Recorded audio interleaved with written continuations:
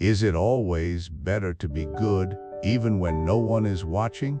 This isn't just a philosophical posed by the ancient Greeks. It's a question that whispers in the quiet corners of our minds, a fundamental challenge to the very fabric of our being, a moral dilemma that has haunted humanity for millennia, long before the digital age and long after it fades. It's a question that cuts to the core of integrity, ethics, and personal truth.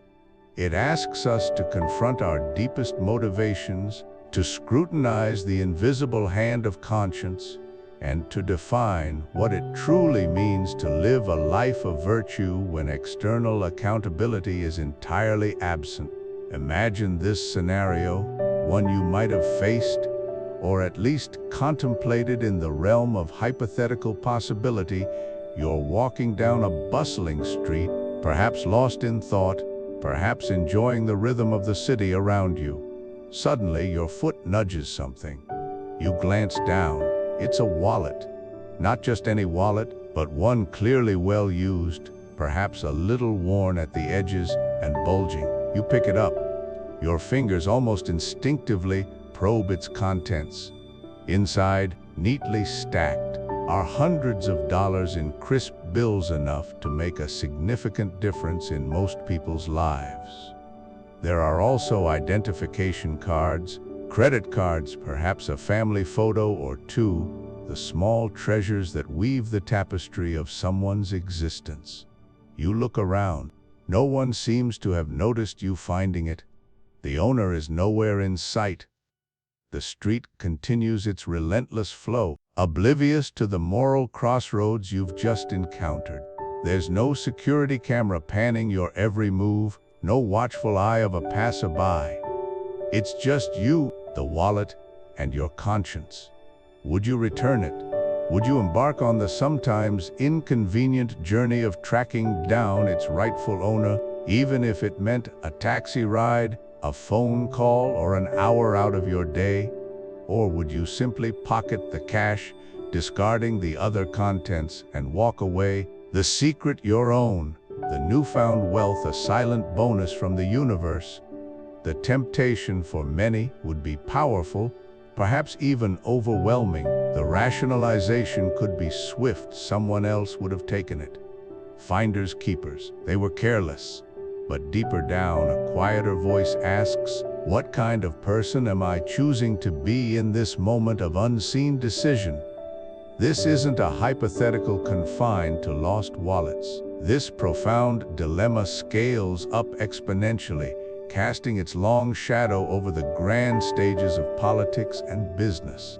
Consider the corporation that pollutes a river under the cover of night, knowing the environmental monitoring is lax, saving millions in compliance costs, while silently devastating ecosystems and communities downstream. Is it always better for them to be good, to adhere to ethical standards, when regulatory bodies are understaffed, or when their transgressions are unlikely to be discovered? Or think of the politician who accepts an undeclared, untraceable bribe, knowing it will secure a lucrative contract for a donor, benefiting them personally, while subtly eroding public trust and distorting the democratic process. In the absence of immediate scrutiny, in the quiet void where accountability falters, what guides their actions? Is it the invisible hand of their own moral compass, or the cold calculation of personal gain? The answers to these questions shape the very societies we inhabit, dictating the trustworthiness of our institutions, the integrity of our leaders, and the ethical foundations of our economies. For millennia, thinkers have grappled with this exact conundrum, attempting to construct frameworks for a virtuous life that transcends mere reputation or fear of punishment. Over 2,400 years ago, the towering figure of Plato, through the voice of Socrates and the allegories of his monumental work, The Republic, laid bare this fundamental human struggle. He didn't just ask about justice, he explored its very essence, demanding to know if justice was intrinsically good, regardless of its rewards or consequences. He challenged us to consider whether a just person, stripped of all outward accolades and even suffering injustice, was still fundamentally better off than an unjust person who enjoyed all the trappings of power and wealth, yet whose soul was, in Plato's view, diseased. The Republic is more than an ancient text on political philosophy. It is a timeless guide, a rigorous inquiry into the architecture of the human soul, providing a blueprint for understanding what it means to be truly good, truly just, even when the world isn't watching, even when there's no earthly reward. It asks us to look inward, to cultivate an inner harmony that makes virtue its own reward, an unshakable foundation for living a meaningful life. Join us then, not just for a casual stroll through the pages of an old book, but for an intellectual odyssey, an excavation into the bedrock of human character, a deep dive into the very question that defines our humanity. This journey isn't merely about understanding ancient wisdom. It's about uncovering the mechanisms of your own moral compass, about scrutinizing the unwritten rules by which you navigate your existence, about challenging your preconceived notions of right and wrong, and about forging a more authentic path forward. We promise you an exploration, not just into a revered text, but into the blueprint of your own soul. Prepare to question, to reflect, and to discover the enduring answers to questions that have haunted us all since the dawn of conscious thought. All right, let's just get this out of the way right up front. When I say the Kama Sutra, what's the very first image that pops into your head? Be honest, for most, it's probably some awkward, bendy positions, maybe a tittering giggle, or at best, a vague notion of an ancient Indian sex manual. And you know what? You wouldn't be entirely wrong, but you'd be missing, well, pretty much everything. And that, my friends, is exactly why we're here today. Now, imagine ancient India. Not the India of tech hubs and bustling metropolises, but a vibrant, sophisticated civilization thousands of years ago, where philosophers, poets, and thinkers grappled with the same fundamental questions about life, happiness, and purpose that we do today. Into this rich tapestry steps a rather enigmatic figure named Vatsyayana. He wasn't just some lewd instructor, he was a scholar, a philosopher, and arguably one of history's most insightful observers of human nature and society. He compiled this extraordinary text not as a quick guide to carnal gymnastics, but as a comprehensive treatise on dharma, artha, and kama, duty, prosperity, and pleasure, the very pillars of a well-lived life according to ancient Hindu philosophy. It was designed for the Nagarakas, the sophisticated urban dwellers of his time, to help them navigate the complexities of social life, personal relationships, and yes, intimate partnerships with grace, wisdom, and success. This wasn't some underground manuscript. It was a revered classical text, studied and debated, understood as a guide to living a full, integrated life in society. For years, honestly, I made the same mistake. I probably dismissed the Kama Sutra with a knowing smirk, relegating it to a dusty corner of historical curiosities, or perhaps a cheeky gift for a friend. I thought it was impossibly dense, archaic, and utterly irrelevant to my modern life, let alone anything spiritual or profound. But then something shifted. The more I delved past the sensationalized chapter titles, past the illustrative drawings, and actually engaged with Vatsyayana's actual words, a revelation hit me like a monsoon rain. This isn't just a book about how to have better sex, though it certainly offers some timeless advice there. No, this book is fundamentally about ***. It's about the intricate dance of desire and restraint, of individual longing and social responsibility, of passion and purpose. It's about understanding the motivations behind our actions, the subtle dynamics of human connection, and the art of cultivating a rich, satisfying existence.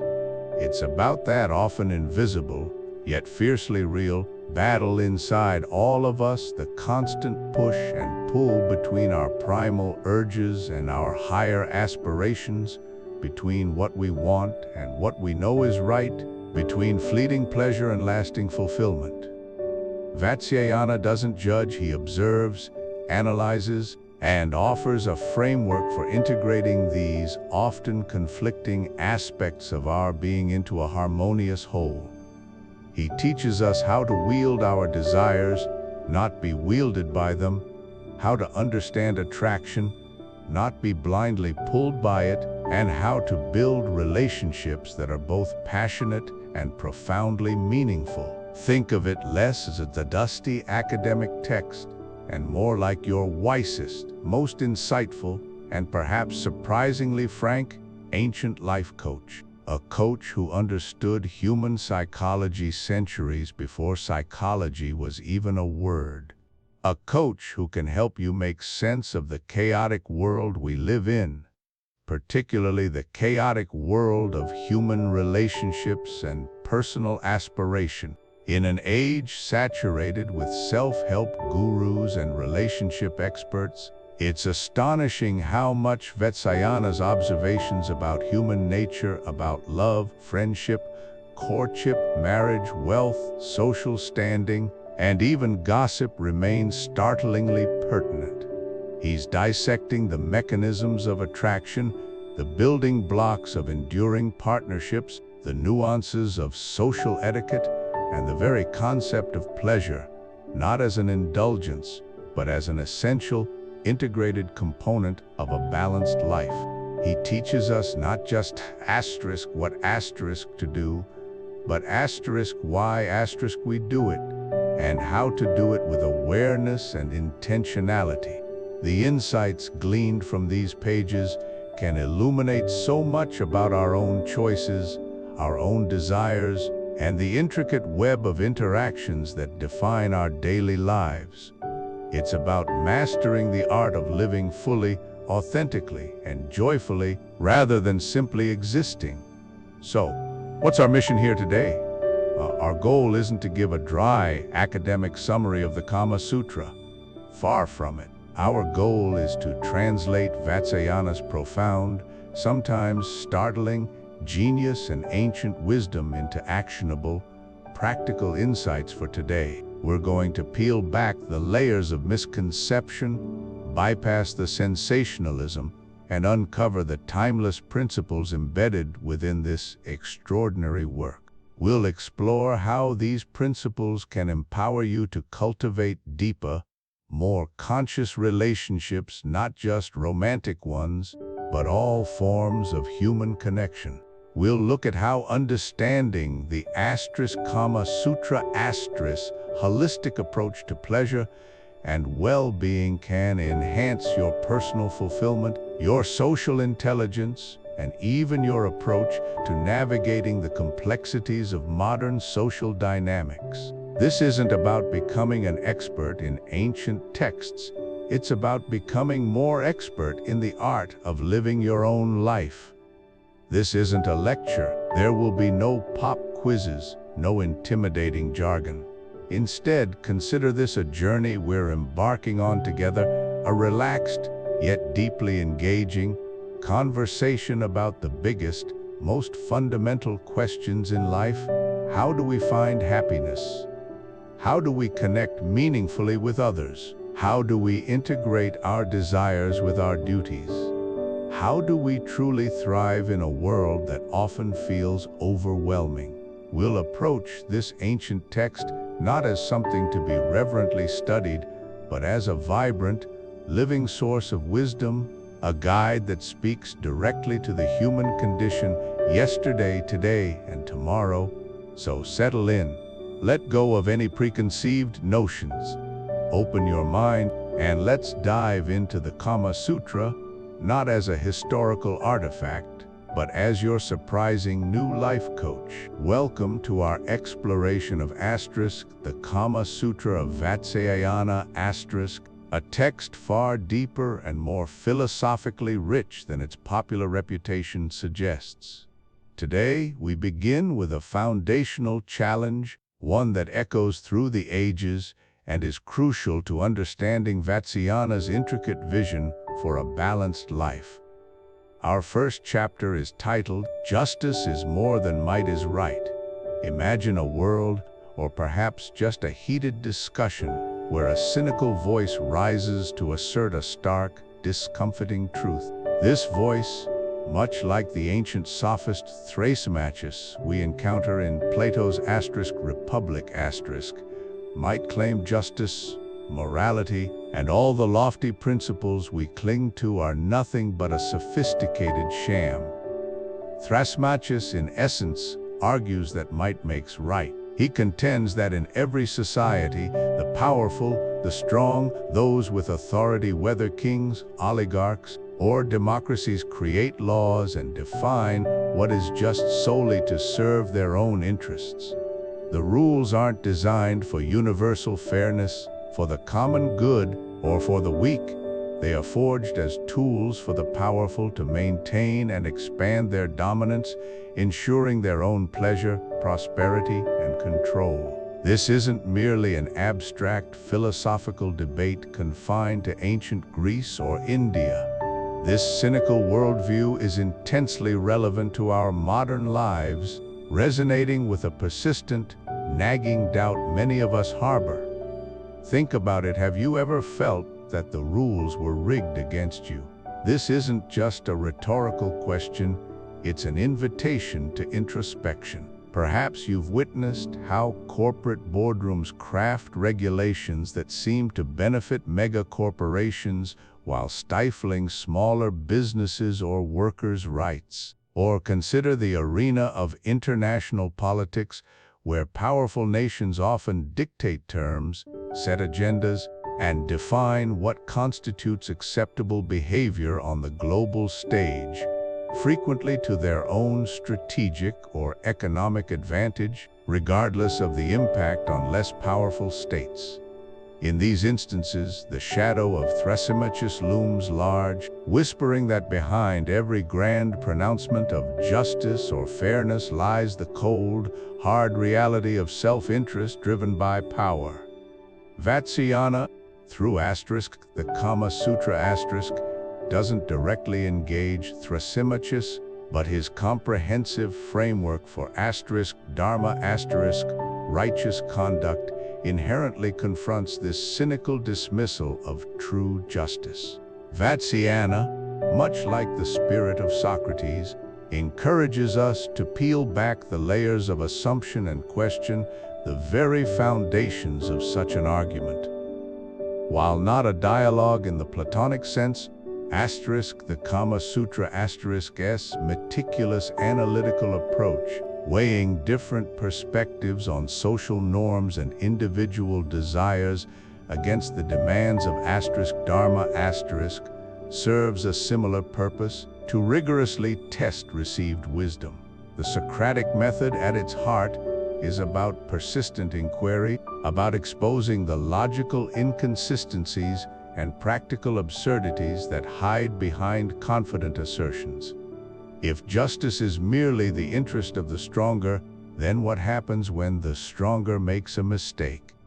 What if, in their pursuit of self-interest, they craft rules that ultimately harm themselves or the society they rule, leading to instability or rebellion? Does their mistake suddenly make their self-serving rule unjust by their own definition, or is their self-interest still primary, even if poorly executed? Vatsyayana, while focusing on kama, pleasure, and artha, material prosperity, places them firmly, within the broader context of *dharma ethical conduct. He implicitly argues that true prosperity and lasting pleasure cannot be built upon a foundation of pure self-interest and exploitation.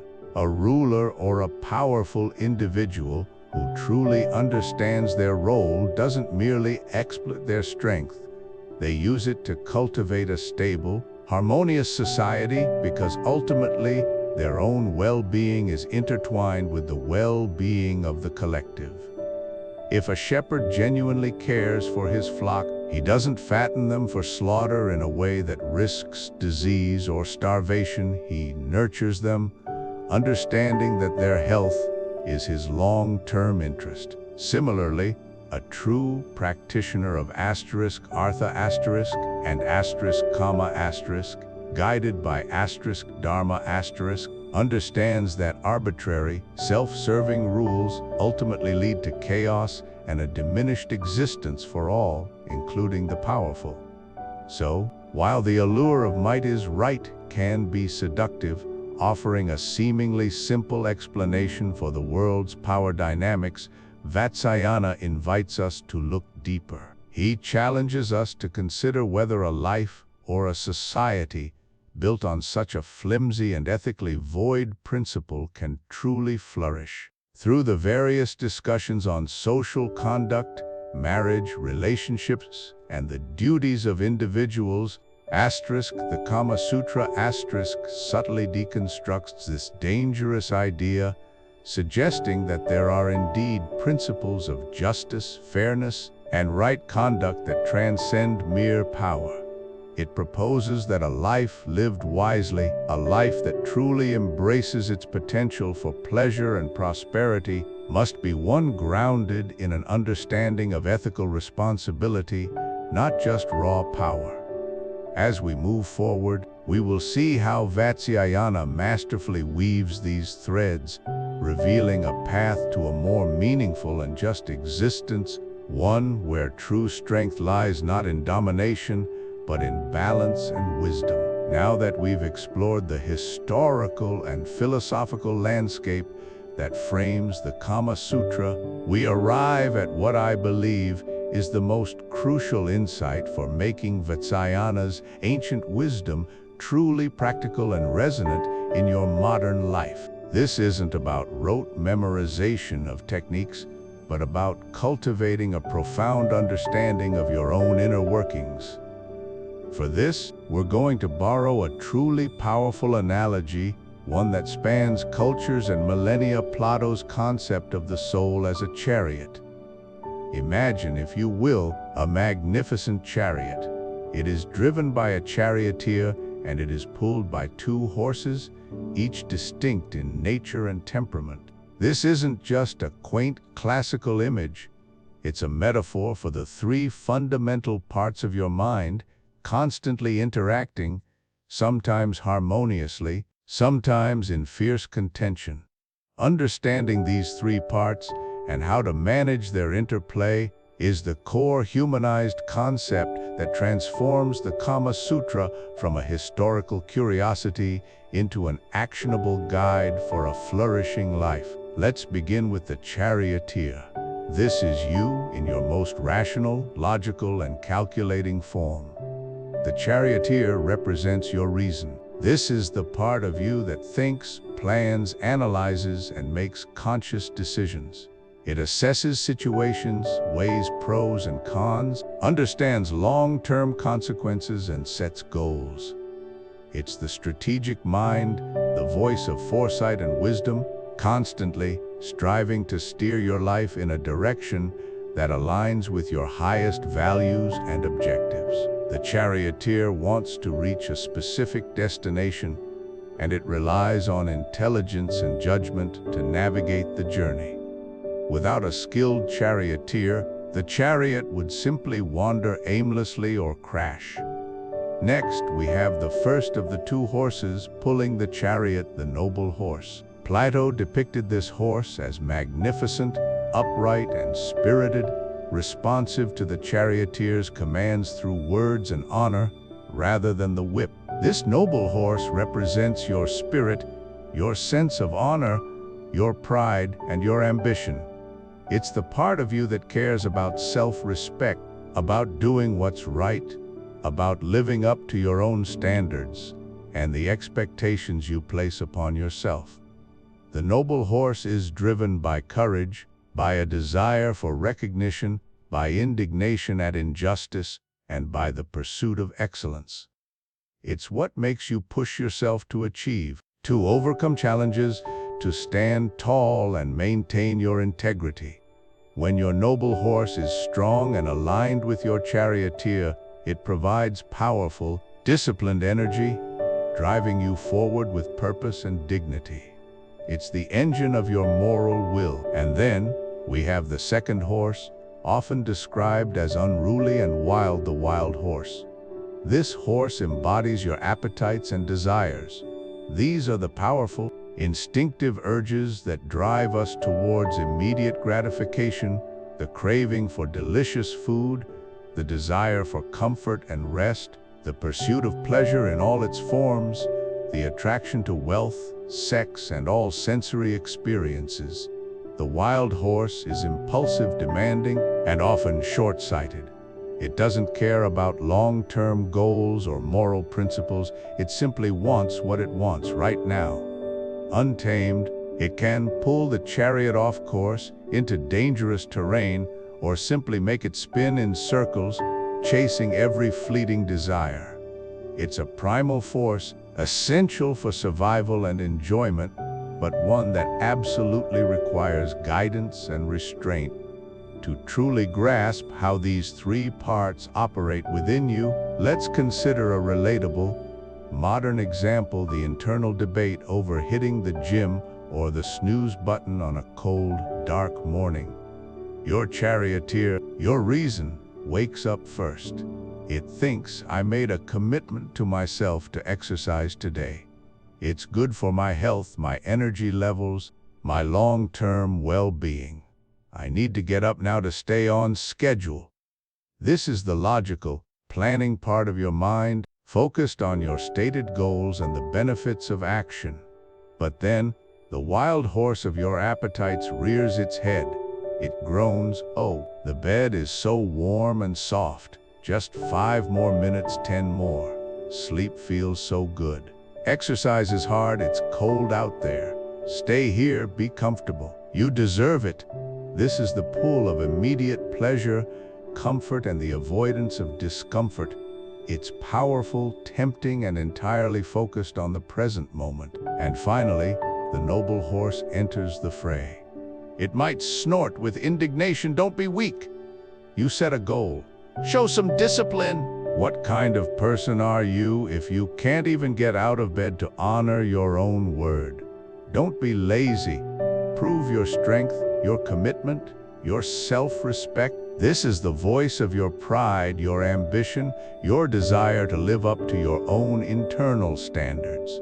It's the moral nudge, the call to courage and integrity. The internal conflict you experience in that moment is precisely the dynamic interaction between your charioteer trying to steer, your wild horse pulling towards immediate comfort, and your noble horse attempting to rally your spirit for the greater good. The art of living, and indeed, the art of mastering the Kama Sutra's principles, lies in skillfully managing these three forces. It's about empowering your charioteer, cultivating your noble horse, and wisely taming, but not suppressing your wild horse. Vatsyayana, though not using these exact terms, provides countless insights and strategies for achieving this very balance, guiding you towards a life where pleasure, purpose, and honor coexist harmoniously. Understanding these three parts of your mind is your first vital step towards applying the Kama Sutra as a practical manual for human flourishing. Welcome to Chapter 3, Building the Ideal City Inside You. As we delve deeper into the wisdom that often lies subtly beneath the surface of ancient texts, we uncover principles that resonate across centuries and cultures. Today, we turn our gaze to a profound concept from the ancient Greek philosopher Plato, who, in his seminal work, *The Republic*, envisioned a perfect society. This ideal city, which he called Kallipolis, or the beautiful city, serves not merely as a blueprint for governance, but as a brilliant metaphor for the well-ordered, just, and ultimately happy individual soul. The justice we observe in a perfectly structured city, Plato argued, mirrors the justice we can cultivate within ourselves. Imagine, if you will, this ideal city. Plato divided it into 3 distinct classes, each with its own vital role, working in harmonious collaboration for the good of the whole. At the apex were the rulers, whom he famously called philosopher kings. These were individuals endowed with wisdom, reason, and an unwavering commitment to truth and the common good. Their role was to govern, to make decisions, and to guide the city with foresight and intellect. In the grand tapestry of our inner world, these rulers represent our reason, that highest faculty of thought, our capacity for rational judgment, critical thinking, and the pursuit of knowledge and understanding. It's the part of us that seeks wisdom and aims for what is truly good. Below the rulers were the soldiers or guardians. These were the brave protectors of the city, tasked with defending it from external threats and maintaining internal order. They were courageous, spirited, and disciplined, dedicated to upholding the values and security of Kallipolis. Within the individual soul, this class finds its parallel in what Plato termed the spirit, or the spirited part of us. This is the seat of our emotions, our courage, our ambition, our sense of honor, and our righteous indignation. It's the drive that compels us to act heroically, to stand up for what's right, and to pursue our goals with vigor and determination. Finally, at the base of this societal structure were the producers, the farmers, artisans, and merchants. These were the citizens responsible for generating the material wealth of the city, for fulfilling its physical needs, and for providing all the goods and services that sustained its inhabitants. They represented the practical, necessary aspects of life. In the context of the individual, these producers correspond to our appetites, our fundamental desires for food, drink, comfort, sensual pleasure, and all the various physical and material wants that arise from our bodily existence. These are powerful, often compelling urges that demand satisfaction. Now, Plato argued that a just city, a truly flourishing Kallipolis, was one where each of these 3 parts performed its specific function excellently, without overstepping its bounds or interfering with the roles of the others. The rulers, guided by wisdom, would make sound decisions. The soldiers, fueled by courage, would protect those decisions and the city's integrity. And the producers, driven by their appetites, would generate the necessary resources efficiently. It was this harmonious interrelation, where each part contributed its unique virtue, that created a stable, orderly, and just society. It was a symphony of distinct notes played in perfect accord. And here lies the profound metaphor for us as individuals. A just person, according to Plato, is someone whose internal world operates with this same elegant harmony. It is a person whose reason, acting as the wise ruler, guides and directs the other parts of the soul. Our reason should be the charioteer, holding the reins, charting the course, and making the wise decisions for our overall well-being. Our spirit, the courageous soldier within, should execute these decisions with bravery and resolve, lending its energy to our rational pursuits. And our appetites, the producers, while acknowledged and attended to, should remain subordinate to the guidance of reason, providing the necessary fuel and sustenance without dictating our direction or overwhelming our higher faculties. This isn't about rigid suppression. It's crucial to understand. It is not about denying our emotions or starving our desires. A life devoid of spirit or appetite would be cold, lifeless, and incomplete. Instead, it's about balance, about intelligent integration, and about wise governance. It's about ensuring that our desires serve our highest values, that our emotions empower our virtuous actions, and that all are ultimately aligned under the benevolent leadership of our reason. When reason guides our spirit and both collaborate to manage our appetites, we achieve internal balance. We become self-possessed, master of our own inner domain, capable of navigating life's complexities with integrity and grace. This internal order cultivates genuine happiness, true contentment, and the kind of robust inner peace that is resilient to external fluctuations.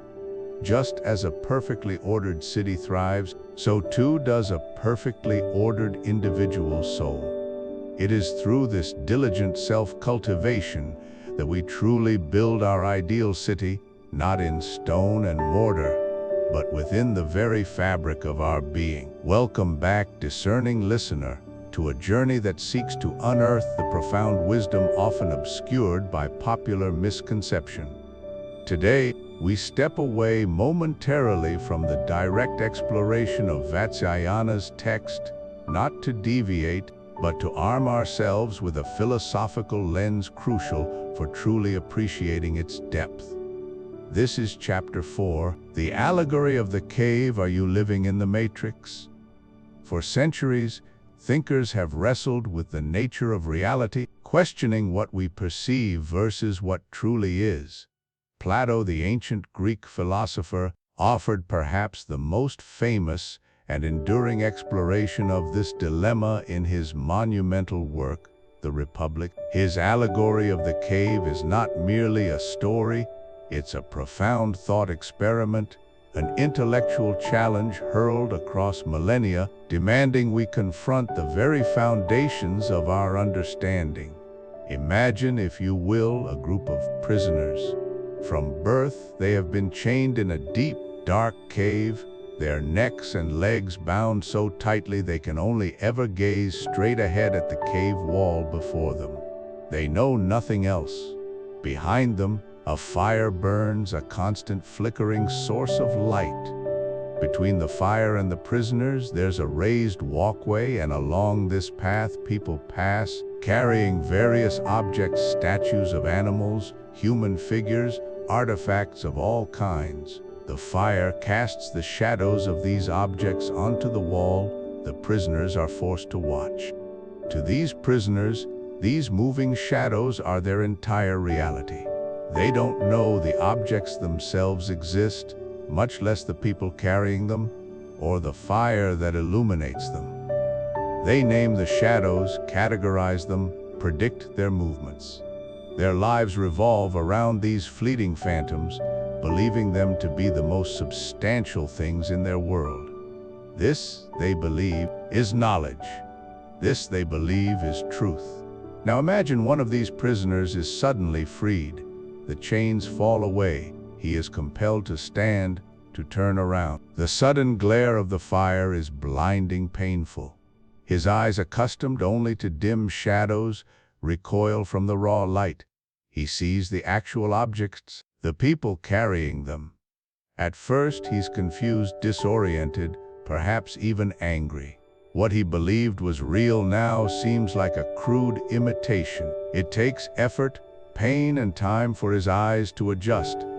Then imagine he is dragged further, up a steep and rugged ascent, out of the cave entirely, into the blinding brilliance of the sunlit world. The discomfort is immense, the pain even greater. He can't look directly at the sun. He first sees reflections in water, then shadows of real objects, then the objects themselves, the trees, the sky, the true forms. Finally, gradually, his eyes adjust enough to glimpse the sun itself, the ultimate source of light and truth. He sees the world as it truly is, vibrant, complex, multidimensional, far beyond the flat, gray shadows he once knew. He comprehends the grand deception, the pitiful illusion of his former existence. A profound realization dawns upon him. His previous life was a mere spectacle of shadows. He feels pity for his fellow prisoners, still chained, still mistaking phantoms for reality. So, he descends back into the cave, eager to share his newfound enlightenment, to free his companions. But what happens when he returns? His eyes, now accustomed to the sun's brilliance, struggle in the cave's dimness. He stumbles, appears foolish. When he tries to explain to the others that their reality is a lie, that there's a much grander, truer world outside, they scoff. They accuse him of being damaged by his journey, of having ruined his sight. They fear what he describes, believing it would be better to remain in their comfortable, predictable world of shadows. If he were to try and unchain them, they would likely resist, perhaps even violently. They would rather cling to their familiar illusions than confront the disorienting, painful truth. This allegory, dear listener, is a roadmap for understanding our own modern world. The cave in Plato's philosophy represents our limited perspective, the boundaries of our own minds, our inherent biases, and the constraints of our immediate environment. The chains are the habits of thought, the unquestioned assumptions, the societal conditioning that bind us to a narrow view of existence. And the shadows? The shadows! These are the filtered narratives we encounter daily. Think of media headlines sensationalized for clicks, social media feeds curated by algorithms to reinforce our existing beliefs, political rhetoric designed to sway emotions rather than inform, popular opinions that become dogma without critical examination. These are mere reflections, interpretations, or sometimes even deliberate distortions of a much richer, more complex truth. The fire, that's the artificial light source. The secondary information providers, the pundits, the influencers, the echo chambers that cast these shadows, often shaping our perception without us even realizing the source. The journey out of the cave is the arduous, often uncomfortable process of critical thinking, of questioning, of seeking knowledge beyond the superficial. It's the willingness to challenge our own deeply held beliefs, to expose ourselves to uncomfortable truths, to embrace the intellectual pain of learning and growth. And the sun? The sun represents objective truth, profound knowledge, genuine understanding, the true forms of reality that illuminate everything else. It's not always easy to look at directly. It demands an open mind and a courageous spirit. Now consider our modern caves. Social media platforms, while connecting us, often become echo chambers, algorithmic environments where we are shown only content that validates our existing viewpoints. We are, in essence, fed a constant stream of curated shadows, reinforcing our particular reality and making it incredibly difficult to encounter differing perspectives or genuine debate. Political bubbles, whether left or right, operate similarly, creating insular worlds where certain narratives are accepted as absolute truth, and any dissenting voice is dismissed or demonized. Even our cultural narratives, the stories we tell ourselves about who we are and how the world works, can become restrictive caves if we never question their origins or validity. So, I ask you directly, what shadows are you accepting as reality without question? Whose fire is casting your perceived truth? Are you willing to experience the discomfort, the initial pain of turning away from the familiar wall, of shedding the chains of assumption, and ascending towards the blinding, beautiful, and utterly liberating light of genuine inquiry and profound understanding. This journey, though challenging, is fundamental to a life lived consciously, a life truly experienced rather than merely observed through a veil of illusions. It's about seeing the world, and by extension yourself, in all its multidimensional glory, just as Vatsyayana implicitly encourages us to do in our pursuit of a holistic and well-lived existence. In our journey through the Kama Sutra we explore desire and the art of a well-rounded life. But for society to truly flourish, for individuals to pursue Dharma Artha and Kama in stability and justice, leadership is paramount. Here, Plato's radical philosopher king offers a profound, counterintuitive vision. Centuries before Vatsyayana, Plato, in the Republic presented a leadership vision defying conventional expectations. His ideal ruler isn't someone who craves power or seeks adulation. Instead, Plato argued only those who love wisdom and truth above all and, crucially, would rather not be in charge are truly fit to rule. This is the core paradox. Those who desire power are often least qualified to wield it. What motivates ultimate authority? Usually a thirst for control, personal gain, or glory. These desires, Plato argued, cloud judgment, corrupt integrity, and lead to governance based on self-interest, not the common good. Power, in ambitious hands, becomes a tool for personal aggrandizement, not public service. Compare this with today's political landscape. We see leaders as strategists, charismatic speakers, tireless campaigners, all driven by a desire for power. Their every action is often viewed through the lens of political advancement. Plato's philosopher king, by contrast, would see ruling as a burdensome duty, a necessary sacrifice for the state's well-being, taken on from profound responsibility and deep understanding of justice, not personal ambition. So, how would such a leader emerge? Plato envisioned a rigorous, lifelong pursuit of knowledge and virtue. Not hereditary or elected, but selected individuals of innate intellectual and moral character, subjected to decades of intense philosophical training.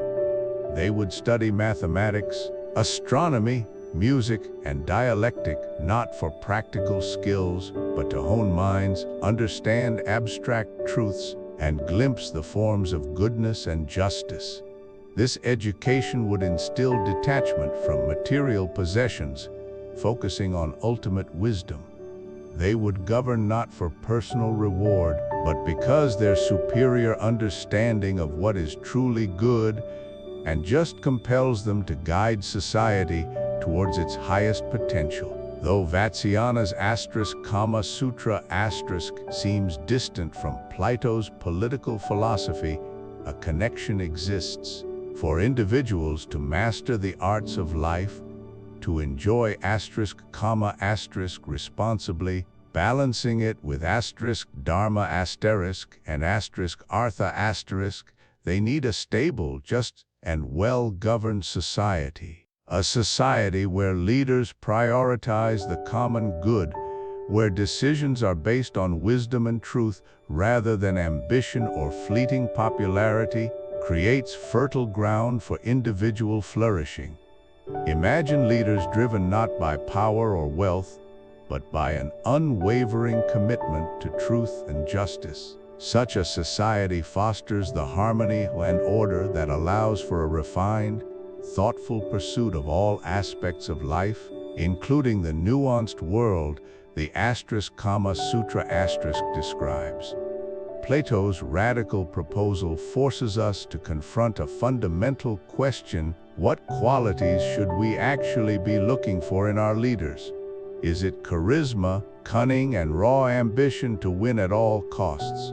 Or should we, Perhaps re-evaluate and seek those rare individuals who possess profound wisdom, unwavering virtue, and an almost reluctant sense of duty, those who, like Plato's philosopher king, would rather contemplate truth, but accept leadership's burden out of a love for justice and for the people they serve. It's a challenge to conventional thinking, but one profoundly relevant in any age, for any society hoping to thrive. Welcome to Chapter 6, where we embark on a profound journey into the heart of political philosophy, exploring Plato's unsettlingly prescient theory on how good societies collapse. While the Sutra delves into the intricate dance of personal relationships, it implicitly understands the broader societal currents that shape individual lives.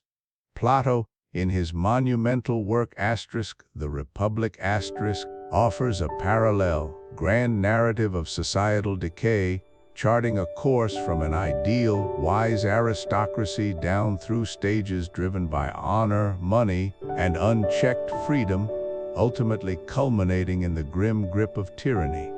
His insights, born thousands of years ago, echo with an unnerving resonance in our modern world. Plato posits that societies, much like individuals, possess a kind of soul, and their health depends on which part of that soul governs.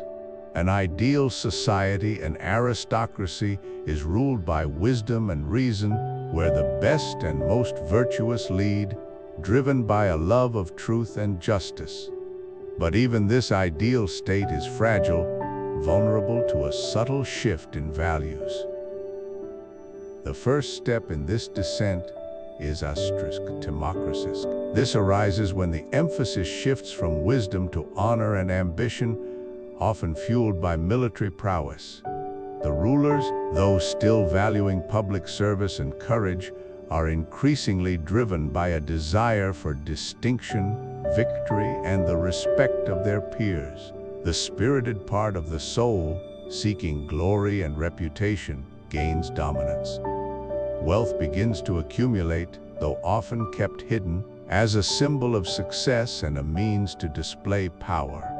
Society starts to prize physical strength and competitive spirit over philosophical insight. You see a subtle tension emerge. The public display of virtue is valued, but private avarice is not entirely absent. This system, while outwardly noble and brave, contains the seeds of its own corruption. From democracy, society slides into oligarchy. The children of the Timocrats, having witnessed their parents' struggles for honor and the benefits wealth quietly afforded them, openly embrace money as the ultimate measure of worth. The love of honor gives way to an outright love of profit.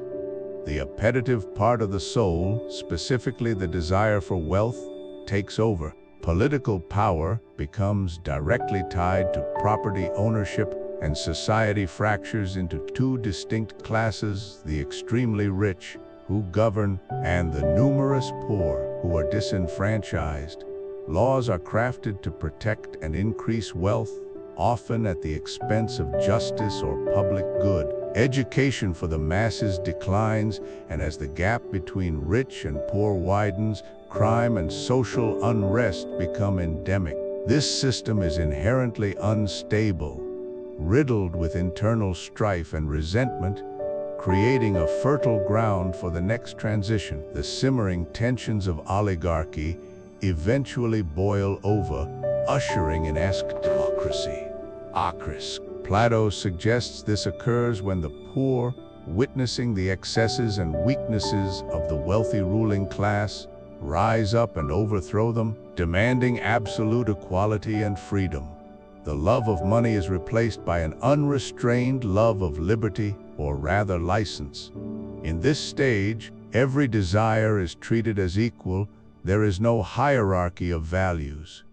Freedom becomes an end in itself, divorced from virtue or responsibility. Citizens become suspicious of any form of authority or expertise, rejecting traditional values and institutions.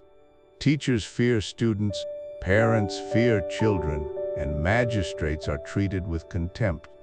A pleasant anarchy reigns, where everyone can do as they please, and the individual soul, mirroring the state, becomes a jumbled collection of undirected desires. This excess of freedom, ironically, leads not to liberation, but to a profound instability and lack of self-control. And it is this very chaos and moral relativism that paves the way for the final, most wretched stage, tyranniastrisk, when a society, overwhelmed by an excess of freedom and a lack of guiding virtue, descends into total disorder. People become desperate for security and order. They will readily surrender their liberties to anyone who promises to restore stability. A charismatic champion of the people emerges, often from the ranks of the democratic leaders who, initially promising to protect the poor from the wealthy, gradually consolidates power. This individual disarms the populace, eliminates rivals, silences dissent, and invents external enemies to maintain control. The state, once valuing freedom above all else, becomes a brutal dictatorship, and its citizens are enslaved by fear and oppression. The tyrant, too, mirroring the state, becomes enslaved by insatiable desires and paranoia, the unhappiest of all souls. Plato's warning is clear: an excess of freedom, devoid of ethical grounding and civic virtue, ultimately consumes itself, leaving a vacuum that a tyrannical power is all too eager to fill. It's a sobering thought, isn't it? While Plato wrote of ancient city-states, his analysis offers chillingly relevant parallels to modern political trends and anxieties. We see echoes of his warnings in today's intense political polarization, where trust in institutions erodes and rational discourse often gives way to tribal loyalties. The growing chasm of economic inequality, reminiscent of Plato's oligarchy, fuels resentment and instability. In our digital age, the sheer volume of information, often unfiltered and contradictory, challenges our ability to discern wisdom from noise, potentially fostering the very relativism and rejection of expertise that Plato described in Democracy. The appeal of strong leaders promising simple solutions to complex problems, often by appealing directly to raw emotion rather than reasoned debate, can feel unsettlingly familiar. Of course, history never repeats itself precisely, and our societies are vastly more complex than Plato's imagined polities. Yet, the underlying psychological shifts he identified: the human tendency to prioritize honor, then wealth, then unbridled freedom, and finally to crave order at any cost, reveal enduring patterns in human nature and political dynamics. His work stands as a timeless cautionary tale, urging us to constantly reflect on the health of our societal soul, to cultivate virtue, and to balance liberty with responsibility, lest we unwittingly follow the well-trodden path to decay. Welcome back, listeners, to the concluding chapter of our journey through Vatsyayana's The Kama Sutra, a text that has, hopefully, challenged many of your preconceptions. We've delved into societal structures, personal conduct, the art of living well, and the pursuit of Dharma, Artha, and Kama. Now, as we stand at the precipice of understanding, it's time to confront the very heart of the book's philosophical inquiry: what truly constitutes a good and happy life? And perhaps more pointedly, is the person who accumulates vast power, wealth, and pleasure through unjust means actually happy? Our final answer, illuminated by the profound psychological insights embedded within the Kama Sutra, presents a stark and unforgettable image: that of the tyrant. Not the tyrant as an external force of oppression alone, but as the ultimate embodiment of the unjust person whose seemingly boundless power masks an inner hell. Far from being powerful and content, the tyrant is revealed as the unhappiest, most miserable slave imaginable, a slave to their own ravenous desires. Let us pierce the gilded cage of their external dominion and peer into the desolate landscape of their inner world. Imagine, if you will, the mind of such a figure. It is a realm utterly devoid of peace, a tempest of suspicion and fear. The tyrant lives in a perpetual state of paranoia, convinced that every whispered conversation harbors a plot, every subservient smile conceals betrayal. They trust no one, for they understand the nature of power built on fear. It inspires resentment, not loyalty. This isolation, this crippling inability to form genuine human connection, is a self-imposed prison far more confining than any physical dungeon. They are surrounded by sycophants and opportunists, never friends, never true companions, forever confirming their deepest fear that all relationships are transactional, all affection feigned. And then there is the insatiable maw of their desires. No amount of wealth, no expanse of territory, no depth of carnal indulgence, no tribute of flattery can ever fill the bottomless pit within their soul. The more they acquire, the more they crave.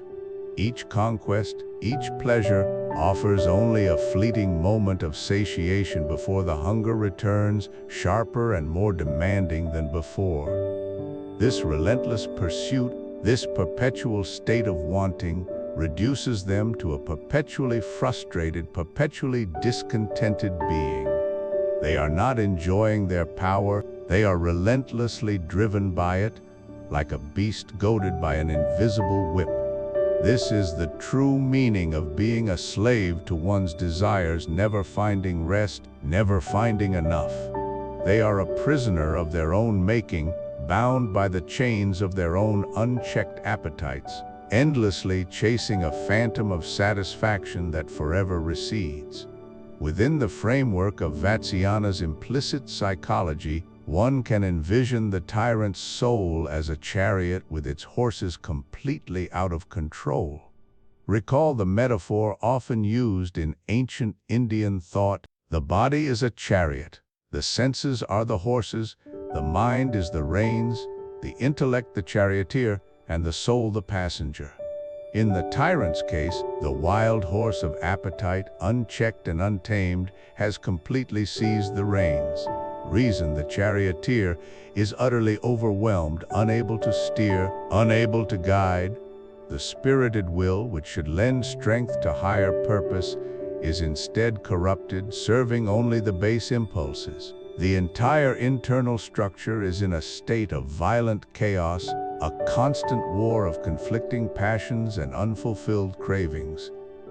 There is no inner harmony, no self-mastery, only the tumultuous roar of an untamed beast, dragging the entire being wherever its latest whim dictates. This internal disarray is the very antithesis of happiness, of freedom.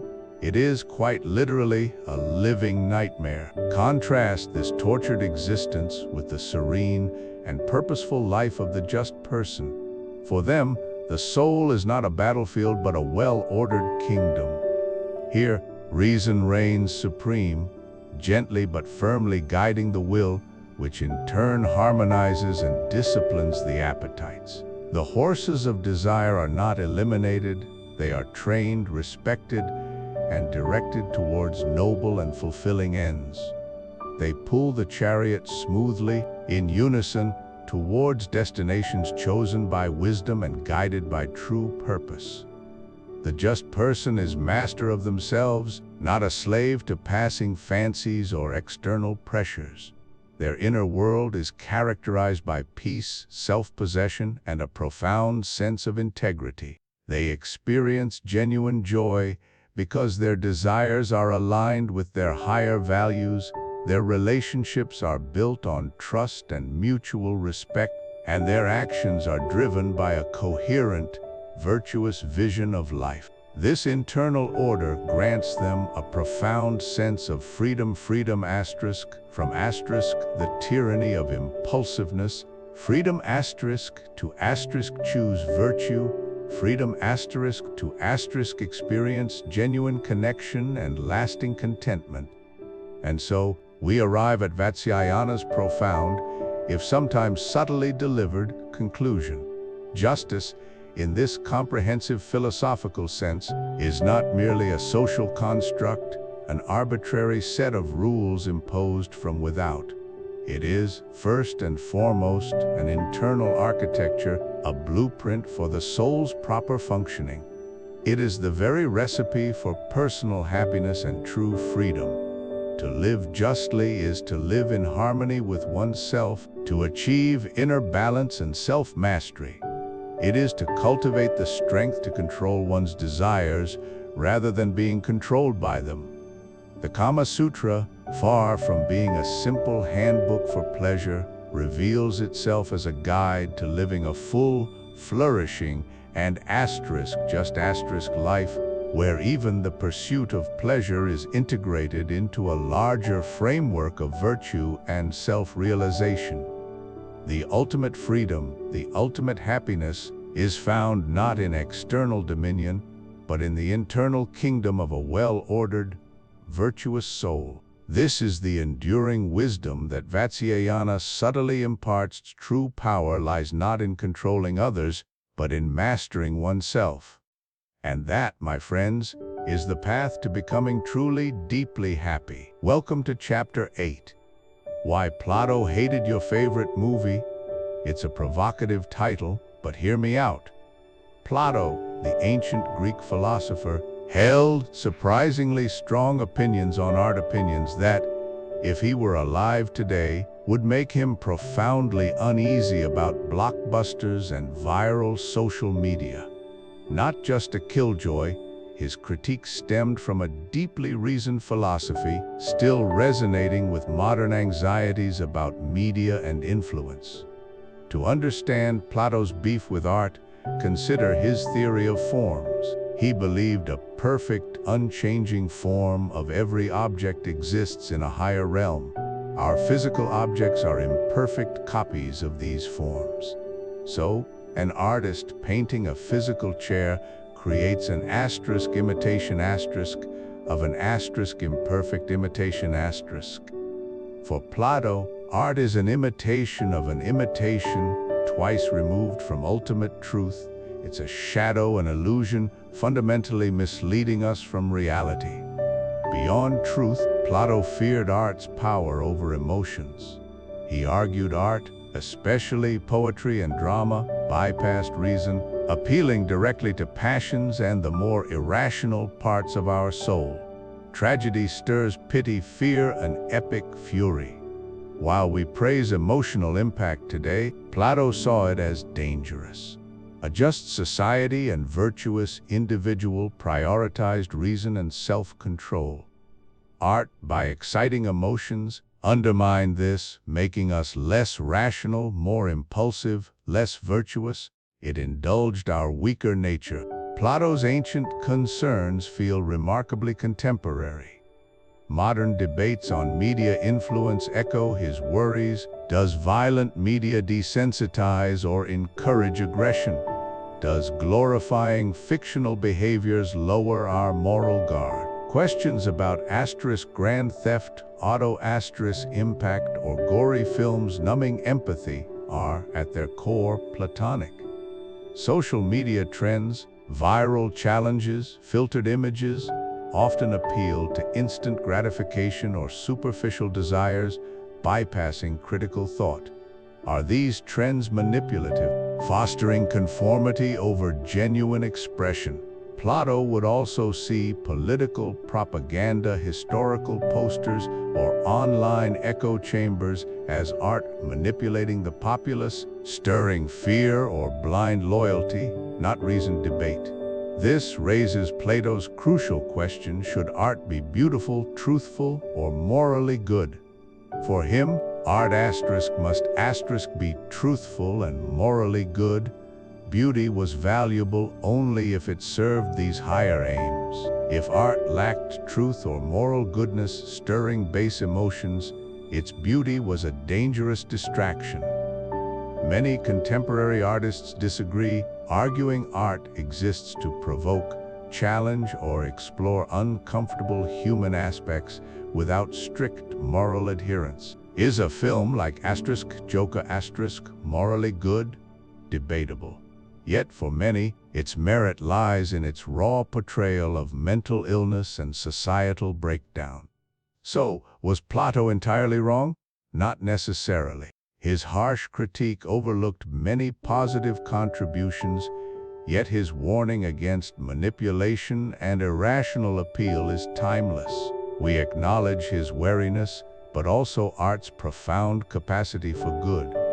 Art is a powerful path to empathy and truth. Literature lets us walk in others' shoes. Documentaries reveal hidden truths. Music expresses complex emotions, fostering connection. Fictional narratives, exploring what if, help us grapple with moral dilemmas and the human condition. They convey deeper emotional or philosophical truths, expanding understanding. Art doesn't just mimic, it interprets, transforms, and creates new meaning, provoking critical thought, not just superficial feeling. In essence, Plato's ancient critique, though strict, offers a valuable lens for our media-saturated world. It asks us not to reject art, but to engage discerningly, aware of its immense power for good or ill. It reminds us to question what art appeals to: our reason, emotions, higher selves, or baser instincts. The goal isn't to ban your favorite movie, but to watch, discuss, and understand its influence with a critical, informed mind, just as Vatsyayana would encourage us to approach life with wisdom and balance. Welcome back. We've journeyed through the intricate tapestry of Vatsyayana's wisdom, understanding that the Kama Sutra is far more than a mere handbook on intimacy. It's a profound guide to a life lived with intentionality, balance, and deep understanding of the human experience. But understanding theory is only the first step. True wisdom lies in application, in seamlessly weaving these timeless insights into the fabric of your daily existence. This brings us to your 7-day plan to build a just soul. This isn't about perfection, but about practice, a practical, actionable framework designed to help you move from theory to transformative personal experience.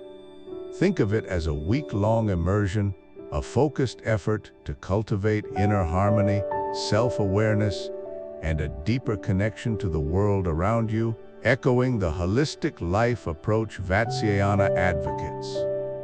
Ask for days 1 and 2. Your task is to audit your inner chariot. This evocative metaphor, drawing from ancient philosophical traditions, posits that your soul is like a chariot driven by reason, pulled by 2 horses: spirit, your emotional courage, your drive, your righteous indignation, and appetites, your desires, your physical needs, your cravings. For these 2 days, your primary goal is simple observation. Pay close attention to your decisions and reactions throughout the day. When you make a choice, pause and ask yourself, what was truly in control here? Was it your deliberate reason, thoughtfully weighing options and consequences? Or was it your spirited impulse, perhaps reacting out of pride, anger, or a surge of determination? Or did your appetites take the reins, leading you towards immediate gratification, comfort, or avoidance of discomfort? For example, if you find yourself procrastinating on an important task, is it reason suggesting a break, spirit feeling overwhelmed, or appetites seeking the easier path of entertainment? If you respond sharply to someone, was it reasoned boundary setting, spirited frustration, or an appetite for control? This isn't about judgment or self-criticism, but purely about cultivating awareness. Vatsyayana's understanding of a balanced life implicitly demands this level of self-knowledge. By noticing which part of your inner self is leading, you gain invaluable insight into your patterns, your strengths, and the areas where you might need to exercise more conscious guidance. Do this for 2 full days, keeping a mental note or even a brief journal of these observations. This self-audit is the foundational step towards self-mastery. Moving into days 3 and 4, your mission is to step out of your cave. Stoic, another powerful metaphor, invites us to consider the limitations of our own perspectives. We all live, to some extent, in our own caves, echo chambers of familiar ideas, comfortable beliefs, and trusted sources. To truly build a just and expansive soul, as Vatsyayana's broader worldview encourages, we must actively seek to understand worlds beyond our own. For these 2 days, intentionally engage with one viewpoint or article you genuinely disagree with. This isn't about seeking out inflammatory content, but rather finding a well-articulated argument or perspective that challenges your existing convictions. Perhaps it's an editorial from a publication you never read, an opinion piece on a social issue where you hold a strong opposing view, or a podcast interview with someone whose philosophy differs wildly from your own. The crucial part is to approach it with an open mind and a genuine desire to understand it. Don't engage with the intent to refute or find flaws, but with the intent to comprehend the underlying logic, the experiences that might shape such a perspective, and the values it represents.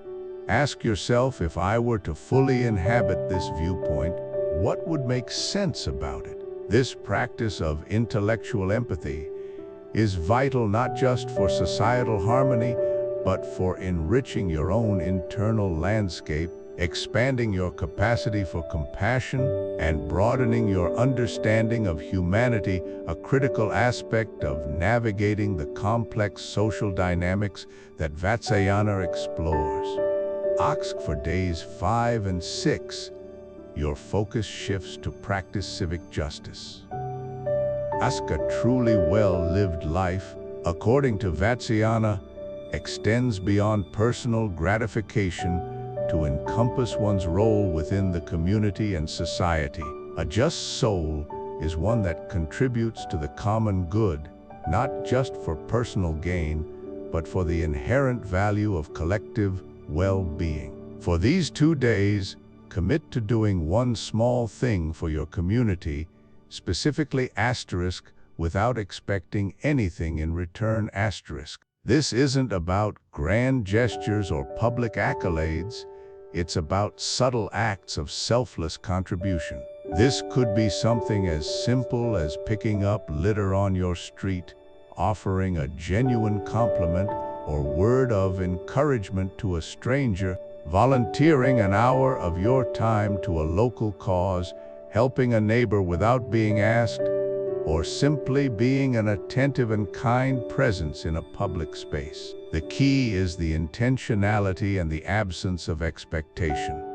You're not looking for praise, reciprocity, or even a thank you. You're performing the act purely from a place of civic duty and shared humanity. This practice cultivates altruism, strengthens your connection to the larger whole, and reinforces the idea that your personal well-being is intrinsically linked to the health and vitality of your community, a subtle but powerful undercurrent in Vatsyayana's holistic philosophy. Finally, on day 7, you will contemplate the good. After a week of introspection, open-mindedness, and community engagement, it's time to turn inward for a profound personal reflection. For at least 15 minutes, find a quiet space where you can be undisturbed and spend time reflecting on what the good life truly means to you. This is a deeply personal inquiry, far removed from external definitions of success or societal pressures. Beyond material possessions, beyond career achievements, beyond fleeting pleasures, what truly brings you peace, purpose, and profound contentment? What values define your ideal existence? What kind of relationships truly nourish your soul? What contribution, if any, do you wish to make to the world? What does it feel like to be truly aligned with your deepest self? This isn't about creating a checklist, but exploring the essence of your authentic aspirations. Perhaps you journal, meditate, or simply sit in thoughtful silence. This contemplation provides an inner compass, a guiding star for all your decisions and actions moving forward, ensuring that your life is intentionally steered towards what you genuinely value. This deep self-reflection is the culmination of Vatsyayana's message. Understanding oneself fully is the ultimate path to a life rich in meaning and joy. This 7-day plan is just the beginning. These aren't isolated tasks, but habits to cultivate, muscles to strengthen. By consciously engaging with these principles, by auditing your inner world, by bravely seeking new perspectives, by contributing selflessly to your community, and by deeply contemplating your personal vision of the good, you begin to sculpt a life of deeper meaning, greater connection, and profound inner peace. You begin to build a just soul, truly aligned with the enduring and expansive wisdom of Vatsyayana. Consider this not a destination, but a lifelong journey of self-discovery and harmonious living. Welcome back, seekers of wisdom! As we draw our exploration of Plato's magnificent dialogue, *The Republic*, to a close, let's crystallize its enduring lessons into a powerful 3-point summary designed to truly stick with you. Consider these the fundamental takeaways, the bedrock of Plato's vision for a just individual and a harmonious society. Our first profound insight is that justice is inner harmony. Forget for a moment the laws of the land or the judgments of others. For Plato, true justice doesn't primarily reside in external actions or societal structures, but deep within the individual soul. A good life, he argues, is a life of balance, a meticulously ordered internal landscape where your rational mind, your capacity for reason and wisdom takes its rightful place as the guiding force. Your spirited emotions, your courage and ambition serve reason, and your various appetites and desires are brought into disciplined alignment rather than running wild. When these 3 parts of the soul, reason, spirit, and appetite function in perfect accord, each fulfilling its proper role under the benevolent rule of rationality, you achieve a state of profound inner peace and self-mastery. This internal balance, this harmonious soul, is justice, and it's the foundation for all virtuous living. Next, Plato urgently compels us to question your reality. This is the timeless message enshrined in his famous allegory of the cave. He challenges us to critically examine the world we perceive around us. How much of what we accept as truth are merely shadows, flickering images of reality, distorted opinions, inherited biases, or the shallow consensus of the crowd? Are we content to gaze at these projections on the cave wall, mistaking them for the real thing? Plato urges us to liberate ourselves, to turn our gaze away from these illusions, to bravely ascend towards the illuminating light of genuine knowledge and understanding. It's an invitation to introspection, to metacognition, and to a relentless pursuit of deeper, more fundamental truths that lie beyond superficial appearances and popular belief. Finally, And perhaps most reassuringly, Plato offers the ultimate conviction that tris goodness is happiness. Chris. This is his resounding answer to the age-old question of why one should be just. He wasn't suggesting that just people merely appear happy or are happy because of external rewards. Rather, he asserts that the person who lives justly, the individual whose soul is in harmony, who courageously seeks truth and lives in accordance with reason is, by their very nature, profoundly and inevitably the happiest person. This isn't a fleeting joy, but an enduring, robust state of eudaimonia, a flourishing derived from living an authentic, virtuous life in complete alignment with one's highest self.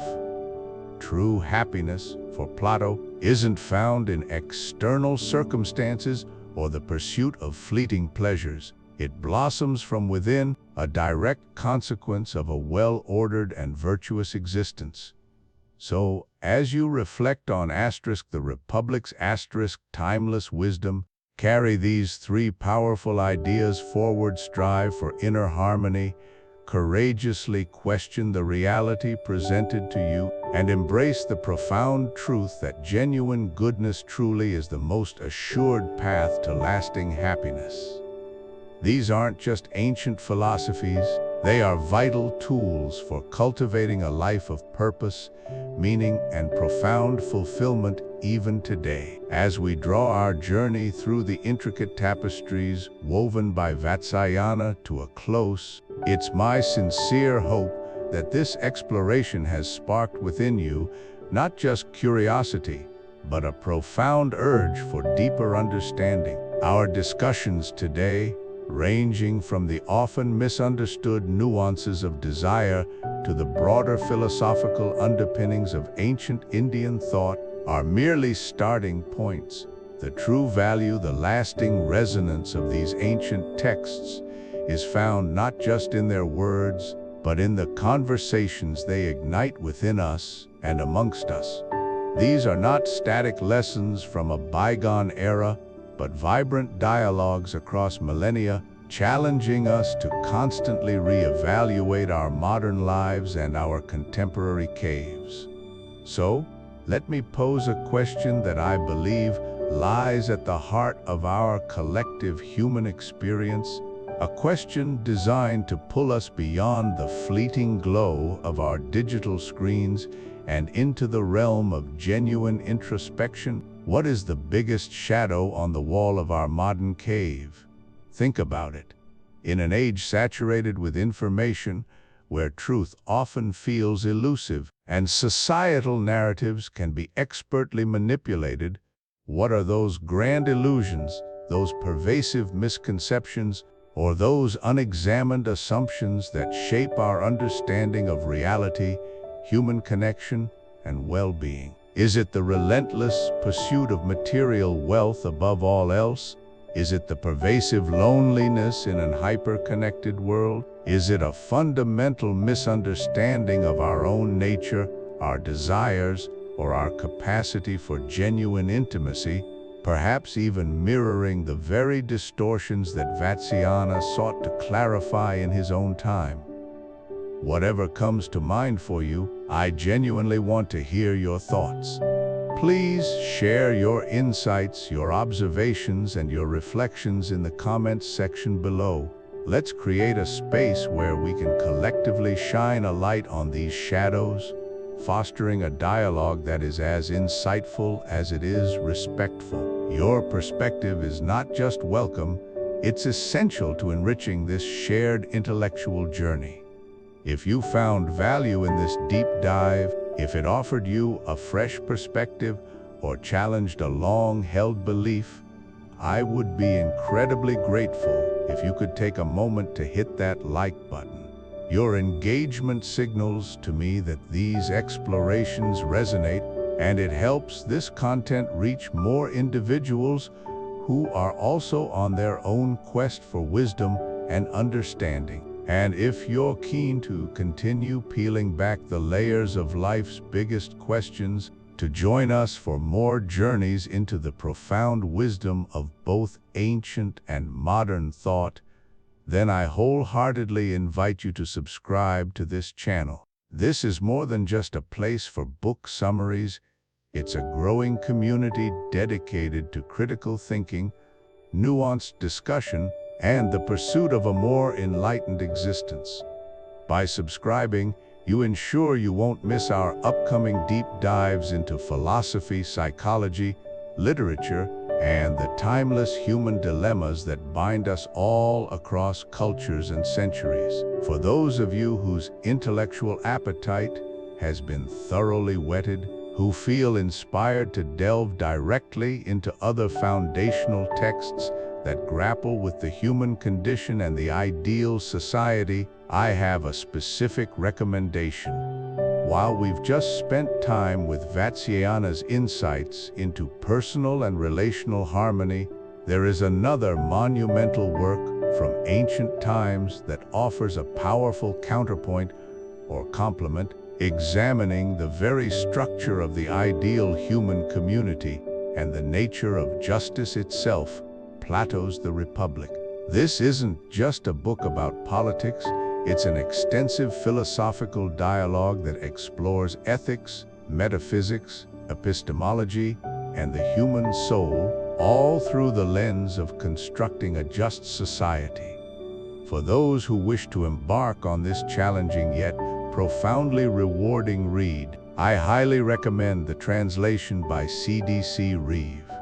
It's widely regarded for its clarity, accessibility, and scholarly integrity, making it an excellent entry point for contemporary readers into one of the most influential texts in Western philosophy. Reading The Republic after our discussion on the Kama Sutra can offer a fascinating contrast, showcasing how different ancient traditions grappled with the quest for the good life, one focusing on individual well-being and relational arts, the other on the ideal state and collective justice. Ultimately, whether we're contemplating the nuanced arts of desire as illuminated by Vatsyayana, wrestling with the blueprints for an ideal society alongside Plato, or dissecting the shadows on our modern cave, we are all engaged in the same timeless quest, the relentless, often challenging, but infinitely rewarding pursuit of wisdom. This quest is not a destination, but a lifelong journey of questioning, learning, and evolving. It's a journey that connects us to thinkers across millennia, reminding us that the fundamental human search for meaning, connection, and a deeper understanding of ourselves and the world around us is an enduring, beautiful, and profoundly unifying endeavor. Thank you for joining me on this particular leg of that incredible journey. May your own quest for wisdom be ever illuminated.